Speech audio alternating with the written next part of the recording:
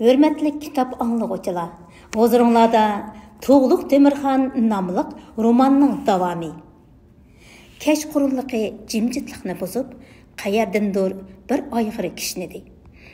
Yaz fasildagi bütün dalaning üsti yap yeşil bo'lib ko'kargan ertish bo'ylari hamma yoq jonliq, qaynam toshqinlik bilan gullab yashnash orzusida tabiatning bahor faslidagi mehrlik bayramini o'tkazmoqda. Poyansız tabiatning husni bayramning guli bo'lgan turlik chuchuk sayrug'uchi qushlar bilan tabiatning ko'kini yap yeşil bahor qizini kutib olmoqda. Mana hash-pashtigacha bahormi kirib keldi. Tuğluq Temir 6 yosh kirgan yaz fasldan 16 yoshga to'lgan bahorgacha o'zining 10 yillik balalik va o'smirlik vaqtini ertish bo'yida o'gay otasi Shiravul Do'xtavining melini beqish bilan o'tkazdi. Bu 10 yillik jafo mushaqqatlik turmush uningga nurg'un narsalarni o'rgatdi. Uni hammaga bardoshlik beralaydigan chidamliq bo'lishga yetakladi. 15-16 yoshga kirib qolgan Tuğluq Temir o'z tangtushlari ichida bastlik, kuchlik bo'lgani bilan intayin kamsiz, osonlikcha terikmaydigan, bir ishga bel bog'lagan hamon hech narsadan yonmaydigan, qarshi tarafning so'zlarini sabr taqat bilan anglab, tegishlik javobini qaytaradigan, ammo haq nohaq ishiga kelganda qilchimi e'tiborsiz qaramaydigan, mehr shafqatni biladigan, nafrati aniq, kuchlik haqqoniyat tuyg'usiga ega irodalik bir yosh bo'lib yetishib chiqdi. U ulus, millat va o'z xalqining taqdiriga munosabatlik har xil ishlarning taktini bilishga qiziqadi. Ashu qiziqishi bilan nurg'un foydali narsalarni o'rganib olgan edi. U kishilarning Moğollarning yiroq o'tmishi va Chag'atay ulusining hozirgi istiqboli haqida aytganlarini anglashga qiziqadi. Natijada bu gaplarning ma'nosiga bara to'liq tushunadigan bo'ldi. Avul oymoq, qabila urug' va ulus millat orasidagi turlik zo'r ishlarni esida mahkam saqlab, aql farosatda tadrijiy pishib yetilishga boshladi. Shundoq shodliq yondashgan fojia texmi mo'ngluq bo'ladi. Shundoq shodliq yondashgan fojia texmi mo'ngluq bo'ladi. Ko'z yoshi orlashgan fojia odamning yurak bag'rini o'rtab tashlaydi. Jafo mushaqqatda va davolg'ish ichida o'tgan hayotdan boshqalarining hammasi odatdagidekla turmush hisoblanadi. Insoniyat jamiyatidagi tangsizlik, yo'qsullik, ajr mehnat, nomrodlik, qo'shshoqlik va azob uqubat deganlarning hammasi kishilik turmushdagi turli qimmatli sinoqlardir. Bundaq sınaq g'o'g'alarini o'z beshidan o'tkazadigan odamlar uchun ular to'limi qimmat baholiq boylik hisoblanadi. Nihoyat, Tuğluq Temir 6 yoshidan boshlabla mehribon onasining issiq qo'ynidan ayrilib, ko'p ertish bo'yida mol boqqandan hisoblaganda hozirga qadar 10 yil vaqt o'tibdi. Lekin u ashu hayotning tangsizlik, yo'qsullik, ajr mehnat, nomrodlik, qo'shshoqlik va azob uqubat qatorliq tikanlik, agri to'qqa yo'llarini birdan o'z puti bilan chamdab o'tdi. Odamning ruhini tushirib o'tadigan nihoyat ko'p turmush mushaqqatlariga duchor bo'g'ini qarmay, u borgan siri turmushni so'yadigan, tangsizlik chidab turolmaydigan bechora, faqir odamlarga hissdoshlik qiladigan, o'z yurt vatanini so'yadigan kang qursoq, sog'lom bir yosh sifatida turmush sahnasiga chiqishga boshladi. U 6 yoshgacha bo'lgan balliq chog'larini mehri shafqat deganni bilmaydigan, qora qursoq, qo'pol, seriq burutliq o'gay otasi Shiravul Do'xtavining uyida o'tkazgan bo'lsa, bütün o'smirlik chog'larini molning orqasida yugurib yurib o'tkazdi. U Shiravul Do'xtaviga o'xshash toshbeg'ir odamlarning orasida yashabmi zaharlanmagan.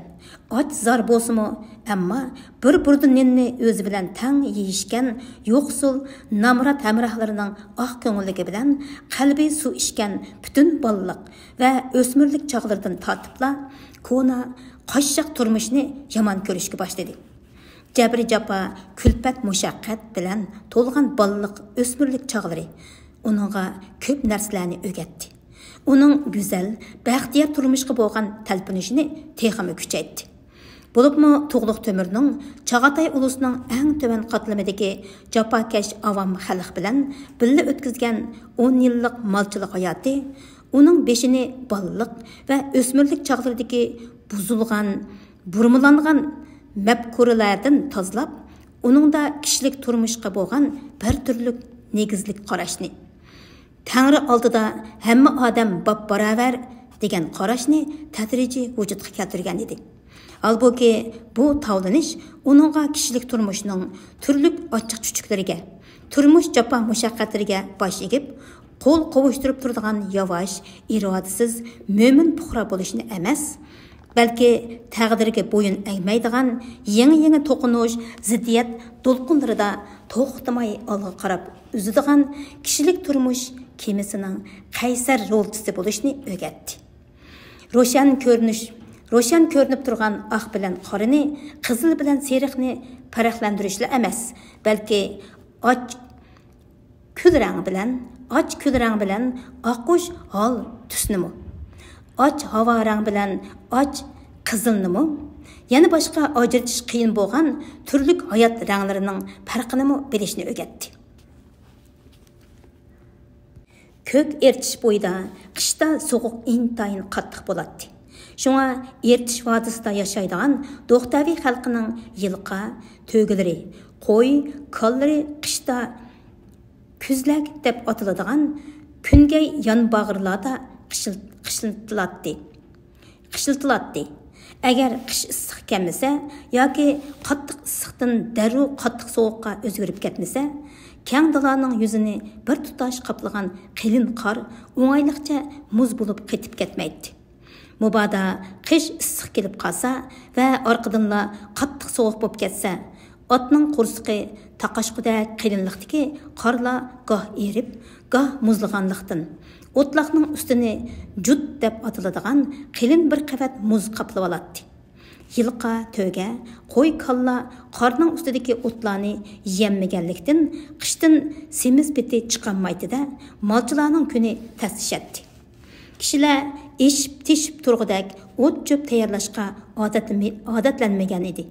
Yoki o't cho'p tayyorlasimi, bu o't cho'plarni faqat o'ruq, o'limtik ushshaq qoramol uchunla sarf qilishadi. Molchilar sovuq qish kunlari qalin qorni o'yib, ustini kigiz bilan yepib, o'zlariga uy yasab oladi va butun qish chiqquncha kun ro'zg'orini ashu sovuq cho'l bayonlarda o'tkazadi. Faqat kiyim-kechaklarini yo'tkamoqchi yoki quritmoqchi bo'lganda, onda-sonda avulga kelib ketib turadi. Do'xtaviy qabilasining oqsoqoli ulug' amir Shiravul Do'xtaviyning molchilariga No'xayboy boshchilik qiladi. Shiravul Do'xtaviyning 5000 yilqisi 20 qo'ri qorimeli ashu No'xayboyning qo'l ostidagi molchilar tarafidan beqiladi. Molchilarning O'taviy To'ng'izliq degan cho'ng suvning u tarafiga joylashgan edi. Molchilar orasida Hasan Baxshi degan bir Uyg'ur molchisi bor edi.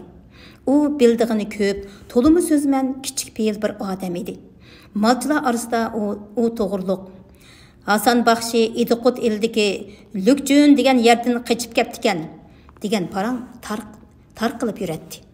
Molchilar beshi No'xayboy 6 yoshlik Tug'luq Temirni eng dastlabda ashu Hasan Baxshiga qo'shib qo'ygan edi. U ikkisi bir qo'ri molni 10 yildan beri birga beqishib kelmoqda edi. Hasan Baxshi musulmon edi.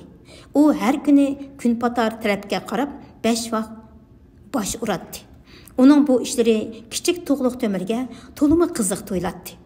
Shunga Hasan Baxshi har kuni saharligi Bamdad deb atiladigan chaqda bir vaqt, tushliki peshin deb atiladigan chaqda bir vaqt, tushdan keyin digar deb atiladigan chaqda bir vaqt, gugum tushganligi shom deb atiladigan chaqda bir vaqt va uxlashdan ilgariki xubdan deb atiladigan chaqda bir vaqt kun patariga qarab tizilib o'tirganda Go'dak Tug'luq Temirmi bir tarafda uning harakatlariga qiziqsingan holda qarab turadi.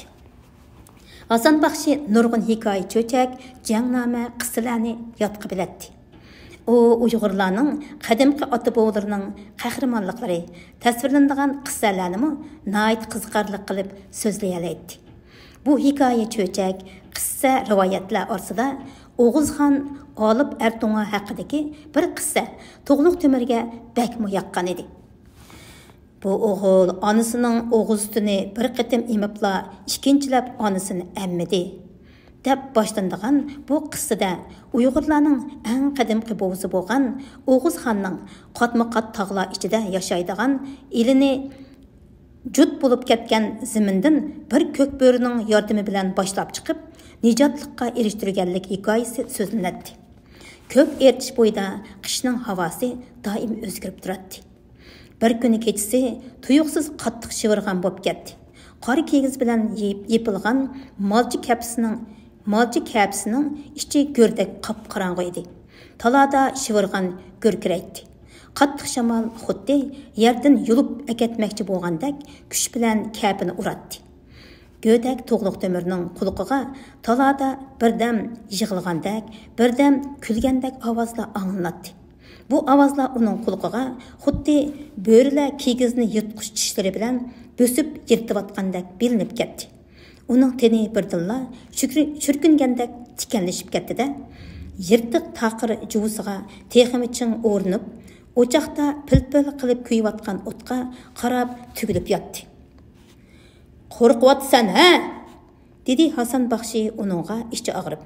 "Qo'rqma, talada hech nima yo'q. Shivirgan chiqyotidi. Bugun kecha qattiq qor yog'adigan o'xshaydi." Bugun ularning kapsida boshqa o'tovdagi Basa Tamir, Bay Tamir va Oriq Batur degan malchi bolalarmi cho'chak anglaymiz deb qo'nib qilishgan edi. Bayatın talada chiqayotgan shivirganning ovozidan qo'rqib, tugilishib jim yetishgan malchi bolalar Hasan Baxshining ovozini anglab, boshlarini saning chuchisidek juvlarining ostidan chiqarishib qarashdi.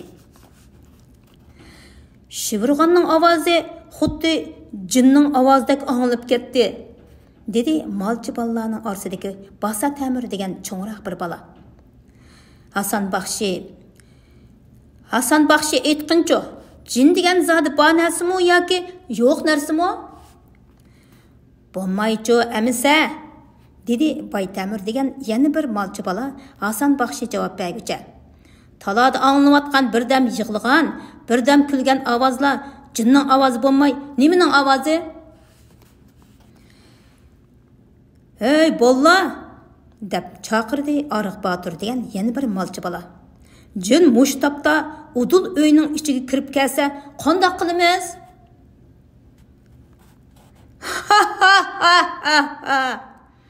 Bolalarning sabiylar chiqarishgan muloyizlarini anglab, Hasan Baxshi kulib ketdi. "Sizlar taladagi shivirganning ovozida uxlayolmayapsizlar-ku deyman. Bo'lmasa, men bizning yurtimiz Lukchunda yuz bergan mundaq bir qiziq ishni so'zlab beray.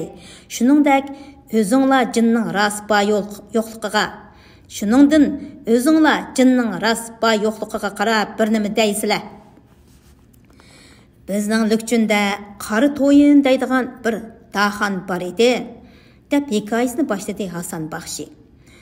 U hamisha tushunmaydigan vahimalik so'zlar bilan kishilarni qo'rqitib, jinkashlik qiladi. Hasan Baxshi kalta yutilib qo'ydi. Bu chaqda Basa Tamir uyning o'tirsida asta kuyayotgan o'tqa bir ikki tal tezakni tashladi. Bu tezaklar boshda ko'ymay, keyin birdilla o't elib, islishib sesiq puroq chiqarganicha tutab yenishga boshladi. "Hasan Baxshi!" deb churqirashdi bolalar taqat qilolmay. "So'zlamamsan? Keyin qandaq bo'ldi?" "Mana hozir deyman", deb kuldi u. Qari to'yin oxirgi zamon bo'lganda oy tutiladi, kun ko'yidi. Oy tutilib, kun ko'yganda Dajjal deb atiladigan bir bahayvat jin subeshi tarafda paydo bo'ladi. Subeshi degani Pichan noyizdagi bir yurtning nomi. Lukchunning g'arbiy shimol tarafiga to'g'ri keldi deb izoh berilibdi. deb so'zlab yurgan kunlarning birida bir kechasi degandek oy tutilib, butun jahonni qorong'u zulmat qoplab ketdi. Qari to'yinning so'zga chin bitgan kishilar oxirgi zamon bo'ldigan bo'ldi, dajjal keldigan bo'ldi deyishib cho'chib ketishdi va jinni urkitimiz deb talog'i chiqib olib, qozon qo'mishlarini taranglatib chog'il turdi. Ular dajjal ani keldi, mana keldi deyishib turganda osmondagi tutilgan to'lin oy birdilla yo'rib ketdi va yer zamonga oppoq nurni chechishga boshladi. O'zinglar bilasizlar, sutdek oydingda ochiqchilikdagi hamma narsa nihoyat aniq ko'rinib turadi. Bu chog'da yuqoridagi suv beshi tarafdan pulanglab kelayotgan qandoqdir bir narsaning qarshi ko'rindi. Uning beshi nihoyat yo'g'on, nihoyat qo'rqinchli edi. Hamma ana dajjal, ana jin kelyotidi deb qiyochiya qilishib, har kim har tarafga qarab qochdi. Mahallimizning oqsoqoli qo'rqib ketganlikdan o'zining chamg'ur o'rsiga mo'kinibdi. Xotini bo'lsa katak kirib olaman deb tiqilib qopdi-da. Unining baricha chirqirab, uyning oldidagi qo'ziqqa bog'liqliq turgan itni qo'rqitib etibdi. Ishit zanjirini uzib, talog'iga qechibdi. Qo'shni bo'vay katakning ichiga kirib olib, jin degan xo'rozning chillig'ini anglisi qo'rqatdi deb xo'roz bo'lib chillabdi. Uni ko'rib boshqalarmi to'qini do'rab chillashga boshlabdi. Shunda qilib butun mahalla vahima ichida qoldi. Suv beshi tarafdan kelayotgan heliqi qo'rqinchli narsa mahalliga kirgandan keyinla kishilar uning jin bo'lmasdan, balki odam ekanligini bilishdi. U aslida oqsoqolning suv beshidagi buloqdan suv akilishga borgan bir chaqir ekan. U endi suv olay deyishiga oy tutilibdi-da, shuning bilan u suvni olmay, so'g'ini beshiga kiyib olib, mahalliga qarab yugurgan ekan. Bolalarning hammasi bu qiziq ishni anglab, kuchi uzligidek kulishdi. Keyin ular o'choqdagi o'tga qarashib, xuddi yoz kunlari yulduzlar charaqlab yongan tiniq tun osmoni ostidagi barangliqda parangsilishib o'tiradigan buvaylardek birdam jim o'tirishdi. "Balla, uyqunglar keldimi?" deb so'radi Hasan Baxshi jimjitlikni buzib. "Shivirgan besiqmog'icha baribir uxlug'li bo'lmaydi. Mushundaq shivirganda malga o'ngay bo'ri tegidi. Shunga men avval mal qo'rosini bir yo'qlab etib kelay. Andin sizlarga olib ertonga haqida qissadan hikoya so'zlab beray. Menmi sening bilan birga chiqaman?" dedi go'dak To'g'liq Temir. "Qara munoni, mushunda qattiq shivirgandimi talog'i chiqaman devatqinni?" dedi Hasan Baxshi To'g'liq Temirning g'ayratidan xushal bo'lib. "Bo'ridan qo'rqmamsan?" "Bo'ridan qo'rqmayman." "O'shara, mayli chiqsang chiq.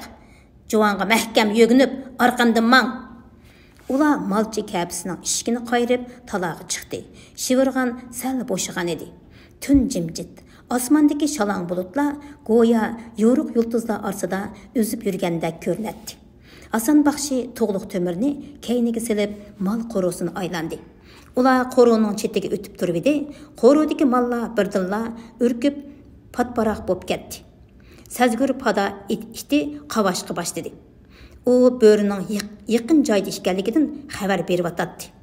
Degandek, mal qo'rosining yuqori tarafiga yaqin bir joyda yeshil nur palpal qilib ko'rinib qoldi. Pal-pul qilib ko'rinib qoldi. Bu bo'rining ko'zlaridan yongan nur edi. Malchi iti bo'rini qo'g'lab ketdi. Bir kemlarda mal qo'rosining kun tug'ar tarafidan malning düpirlagan ovoz anglandi. Hasan Baxshi bilan To'g'liq Temir yugurishib borsa, 3 bo'ra yo'g'on bir erik qo'yni ostiga besib olibdi. Heliqi erik boshqalarni yordamga chaqirgandek ma'rab hadab tipirlamoqda edi. Hasan Baxshi qo'lidagi so'yli bilan hayva qilib bo'rlarni qochirmoqchi bo'lib qattiq vaqirdi. Bo'rlar qo'rqib ketishdi. Ham ostiga besib olgan heliqi erikni tashlab, qo'roning teshiga chiqib qarab turishdi. Lekin Onun birli adam ekanligini düşendi bo'lg'ay, ular yangi boshdan qo'yiga qarab etildi. To'g'liq Temur, tez yugur. Darhol kapidagi bolalarni chaqir. Qo'linglarga chuchlar ochqib, bo'rini qo'rqitinglar. Dedi Hasan Baxshi qo'lidagi uzun so'ylisini beshidan ortildirib, pirqirtib turib. Basa Temur! Bay Temur! Ariq Batur! Malçı balla taladaki öpür töpürünü ve Tuğluq Temur'un vaqırgan avazını anlap, birden çalı kuyuvatkan çuçulunu kötürüp çıkıştı. Ula qo'lirdagi cho'chulni bo'rilarning ustiga etishdi. O'tni ko'rib, cho'chigan bo'rilar qochib ketishdi. Biroq bu yirtqichlar 4-5 molni yerib tashlashga ulgurgan edi. Qo'rqib ketgan qo'ylar tinishlandi. Boyatinqi patparaqchilik besiqib, atrofni yana jimjitlik qopladi. Balla malch kapisiga qaytib kirishgandan keyin jo'lariga mahkam o'rnib yetishdi. Hasan Baxshi dedi go'dak Tuğluq Temur churqirab so'zlab turib. Endi boyiqi hikoyangni so'zlab bergin. Hay, qop yurak bola, dedi Hasan Baxshi kulib ketib. Uxlamamsan, bo'lmasa ata deganda uxlab qolsan. Uyqumiz ichilib ketdi, deb tangli chuqirashdi boshqa bolalarmi. Tun uzoq bo'lgandan keyin anglab bo'lib uxlasaqmi bo'laverdi. Ma'qul amsa, men sizlarga Uyg'urlarning qadimgi bahodir bo'lsa, olib Ertunga haqidagi bir qismini so'zlab beray. Uyqunglar kelganda uyqimiz keldi danglar amsa, ha? Ha, so'zla. Quluqimiz seningda, deyishdi bolalar taqatsizlanib. Qadimgi zamonda Altay tağları arsida yashaydigan Uyg'urlarning olib Ertunga deb atiladigan bir podshohi o'tgan ekan. Podshoh degan qandoq odam? Deb uning so'zini bo'ldi Ariq Batur. Jim yetib tingshig'ina gapni bo'lmay, deb uni jimladi Tuğluq Temur. Jim yazsang nim bo'ladi, deb uni jimlashdi boshqa bolalarmi tangla. Padişah degan, Haqqon deganlik bo'ladi. Al-Misaqdan tortib ta hozirga qadar yer yuzini Padişah Haqqon, hokim amirlar so'rab kelgan, dedi Hasan Baxshi oldirmay so'zlab turib. Ulardan yaxshi ish qilganlarning va adolatparvarlarning baxt saodati ömür bo'yi mustahkam, taxti turaqliq bo'ldi. Oxiratga ketgandan keyin yaxshi otlari jahon xalqiga yodgor qoldi.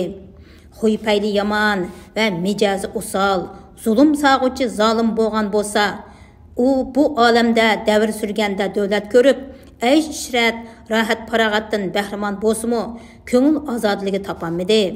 U olamga mang'anda bo'lsa, yomon otlari toki qiyomatga qadar elning og'zida so'z cho'chak bo'lib qoldi va yomonliklari kitob dasturlarga putildi. Mening sizlarga so'zlab bermoqchi bo'lgan qissamdagi Uyg'ur Haqqonning asli ismi Olib Ertunga. U saxovatlik va adolatparvar Uyg'ur Haqqon edi. Shunga Olib Ertunganing nomi, qilgan ishlari daston qissa bo'lib, kishilarning og'zida qadimdan ta hozirgacha hikoya qilib kelinmoqda.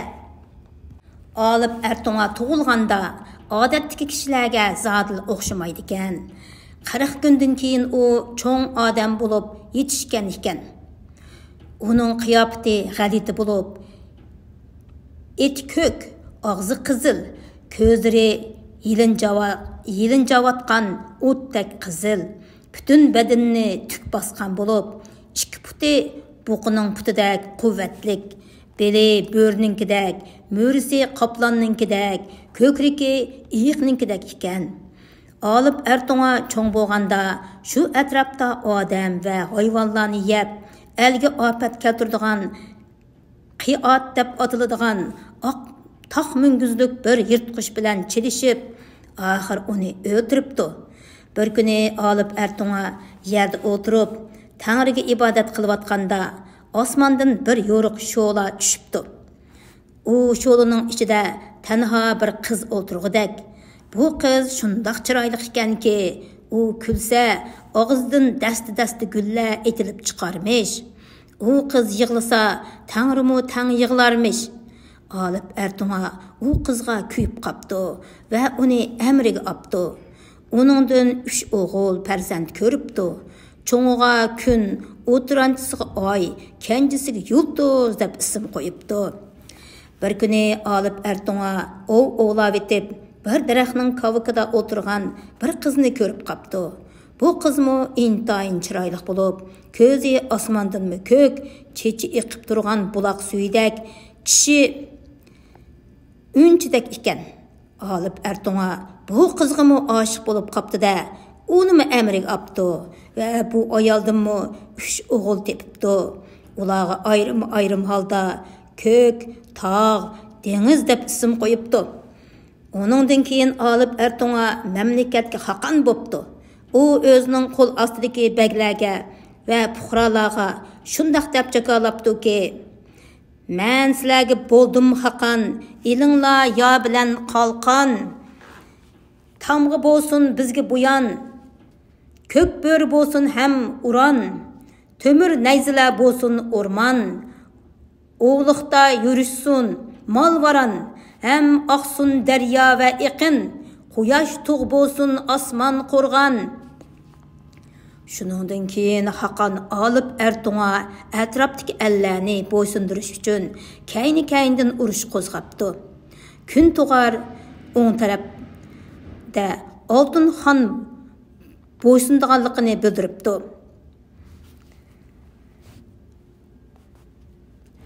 Kun patar sol tarafda Rum podshohi qarshilik bildiribdi. Şunun bilan Haqqon alıp Ertuğ'a lashkar tortib jazo yurish qipti. Bir kuni atdiganda ular muzdog' etikida qo'sh tikib o'tirganida cho'ng bir ko'k bo'ri shular orasidan paydo bo'pti. Bu ko'k bo'ri alıp Ertuğ'a qo'shiniga yo'l boshlashni talab qipti. Edil bo'yida ikki tarafning qo'shinlari o'tirsida qattiq urush boshlanibdi. Bu yerdagi bo'yon deganga baxt qut, o'ran degani parul, maxfiy shartlik belga, Edil degan Volga daryosining tarixdagi nomi ekan. Haqqon alıp Ertuğ'a yengibdi. Rum podshohi mag'lub bo'lib qochib ketibdi. Keyingi urushlarda Haqqon alıp Ertuğ'a yana Jurjitlarni bo'ysundiribdi. Ondan Anatkak, Tang'it, Suriya va Barqan degan ellarni orqa-orqadan bo'ysundiribdi. Alıp Ertuğ'a qiribdi va o'zining ziminni o'g'illariga bo'lib beribdi. Oldingi 3 o'g'liga kun tug'ardagi ziminni, keyingi 3 o'g'liga kun patardagi ziminni taqsim qilib beribdi. Oldingi 3 o'g'liga 3 tal oltin o'qyani beribdi. Keyingi 3 o'g'liga 3 tal kumush o'qni birdan bo'lib beribdi va bolalarga ya o'qni to'g'rilaydi. Shunga o'q yaga bo'ysunishi kerak deb vasiyat qildi-da ko'zini yumibdi. Hasan Baxshi Alıp Ertuğ'a haqidagi qissasini so'zlab bo'lganda tun nisbatan oshgan edi. Talada shivirgan, butunlay to'xtagan, oymi chiqqan, ammo shunchalik kichik va inchik edi. Uni darrov farq etmek qiyin edi. Yaqindala egiz osmonning qa'rida emir-chemir qilib turgan yulduzlar turkumi qorayib turgan osmonning chetiga qarab oqmoqda edi. Osmonning kun tug'ar tarafi o'ngib oqirib kelyotdi. Odatda sahar vaqtida butun koinotni jimjitlik bosadi. Qattiq shivirgan chiqqan bu kechsimi saharga berib qor bosgan sovuq cho'lning hamma yiqi jimjitlikqa cho'mgan edi. Butun tabiatdagi jonliq, jonsizlarning hammasi harakatsiz qattiq uyquga g'arq bo'lgan edi. Odamni bezor qiladigan shivirgan besiqqan edi. Qor ushqunlari tushyotdi. Qora qishning zulmatlik tunlari. Malchilar kapsidagi o't yolqinining 3 pastishiga agishib, qo'ychi bolalarning ovozlarimi o'chib, ozib berayotdi. Hatto sagak, tuyg'un itnimi ugidak besishga boshladi. Osmonda esilib turgan inchika ko'n oyning ojiz yo'rqida yiroqdagi tog'larning ko'langisi qorayib ko'rinib turadi.